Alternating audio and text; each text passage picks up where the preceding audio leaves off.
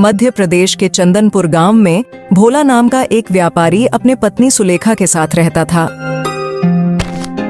भोला के पिता के पास उनका सबसे भरोसेमंद साथी एक गधा था, जिस पर वो सामान लादकर बाजार में बेचते थे। पिताजी के गुजर जाने के बाद भोला ने भी अपने पिता का व्यापार संभाल लिया। वह रोज अपने गधे पर गेहूं, चावल और अन्य सामान लादकर बाजार जाता और बेचकर वापस आता था।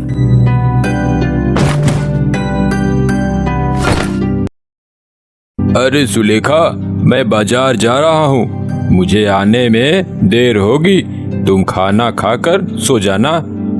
ठीक है जी, लेकिन थोड़ा जल्दी आइएगा, वरना मेरी चिंता बढ़ जाती है।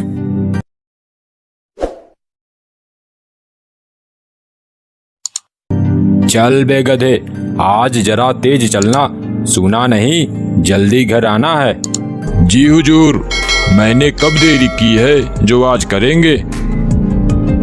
फिर भोला और उसका गधा बाजार की ओर चल दिए। भोला का गधा पूरे बाजार की गधों में सबसे ज्यादा सामान उठाने के लिए मशहूर था। बाजार पहुंचने पर भोला का दोस्त घनश्याम उसे देखता है।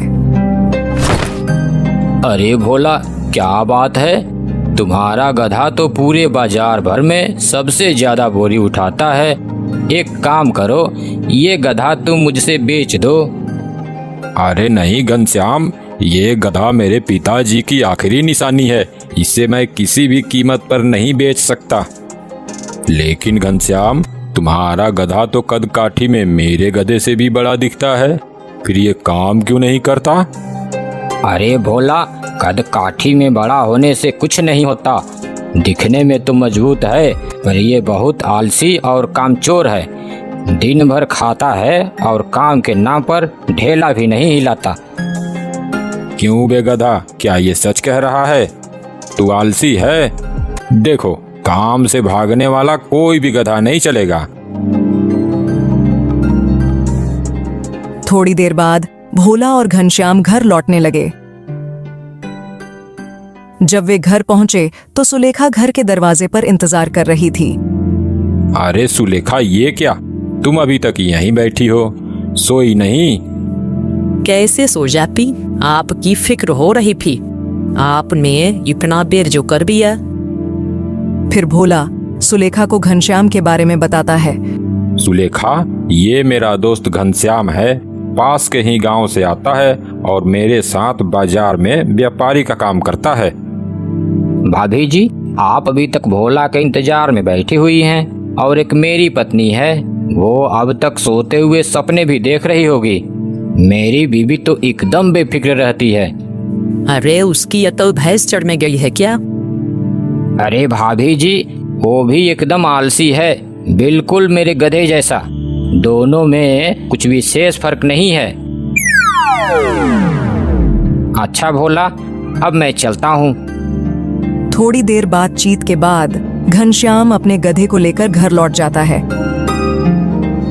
अगली सुबह वह फिर से अपने गधे पर बोरियां लादने लगता है। बाप रे, ये बोरियां तो पहाड़ जितनी भारी है, मेरी तो कमर ही टूट गई। बचाओ, अरे कोई मुझे इस जल्लाद से बचाओ। अबे चुप, तेरा यही रोज का नाटक है। खाना तो दबाकर खाता है, उस वक्त सब ठीक होता है, और काम करते वक्त तेरी हड्डियां टूटने लगती है। तभी भोला अपने गधे के साथ वहां से गुजरता है। अरे कोई इस जल्लाद से मेरी रक्षा करो। घनश्याम, लगता है आज तेरा गधा बीमार है, चल अपनी बोरियां मेरे गधे पर रख दे, आज इसे आराम करने दे।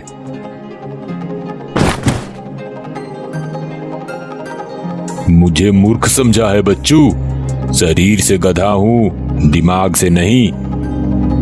भोला ने घनश्याम की बोरियां अपने गधे पर लाद लीं और दोनों बाजार की ओर चल दिए। शाम को लौटते वक्त दोनों गधों की बातें करते हुए लौट रहे थे। तू नहीं जानता भोला, मेरा गधा बीमार उमार कुछ नहीं है, इसका रोज का यही नाटक है। वह बहुत ही आलसी है, इसी वजह से हमें सामान सस्ते दामों पर नजदीक के बाजारों में ही बेचना पड़ता है।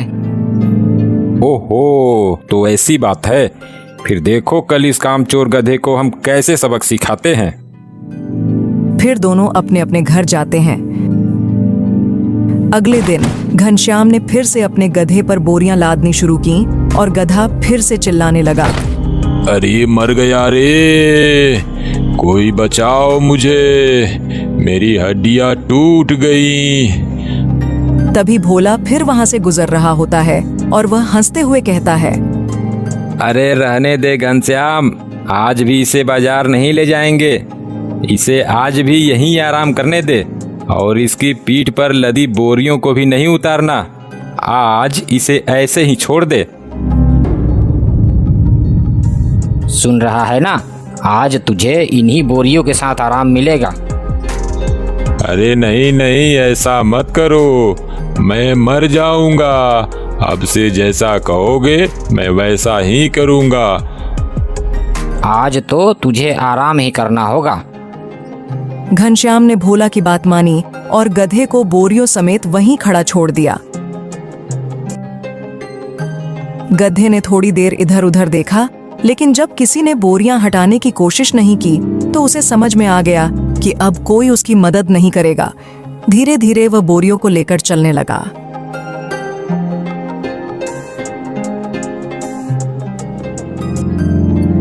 भोला, तेरी सलाह ने तो कमाल कर दिया। मेरा गधा बिना नाटक की ये काम करने लगा। वो देख कैसे चुपचाप बोरी लिए इधर ही आ रहा है। देखा, कभी कभी आलसियों को झूठी सहानुभूति नहीं बल्कि सख्त सबक चाहिए। अब से यह रोज की तरह नाटक नहीं करेगा।